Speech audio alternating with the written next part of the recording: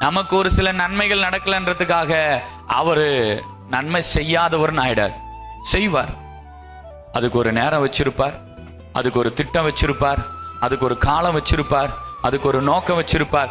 இன்னைக்கு இருக்கிற கரண்ட் சூழ்நிலையை மட்டும் பார்த்து நீங்க ஆண்டவரை எடை போடாதீங்க. தேவன் காலங்களை தாண்டினவர், அவருடைய ஞானம் மகா பெரியது. அவருக்கு உண்மையா நீங்க பின்பற்றுங்க. அல்லேலூயா, உண்மையா பின்பற்றுங்க. அதுதான் ஆண்டவர் சொல்றார். நீ இன்னும் தேவனுடைய வல்லமையை புரிஞ்சிக்கல, இதுவரைக்கும் உயிர்த்தெழுதல் நடக்கலன்றதுனால நீ உயிர்த்தெழுதல் இல்லைன்னு சொல்ற. ஆமென்.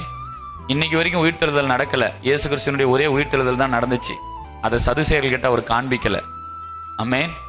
எனக்கு ரொம்ப அது பிடிக்குது. ஒரு சதுசேயங்கிட்டையும் அவன் காண்பிக்கல. தன்னை விசுவாசித்த தேவனுடைய ஜனங்கள் இடத்துல மீண்டும் மீண்டும் போய் அவர் தரிசனமானார். ஊருக்குள்ள இருக்கிற பரியாசக்காரனை தேவன் சந்திக்க விரும்பல, தம்முடைய சபையை தேவன் சந்திக்க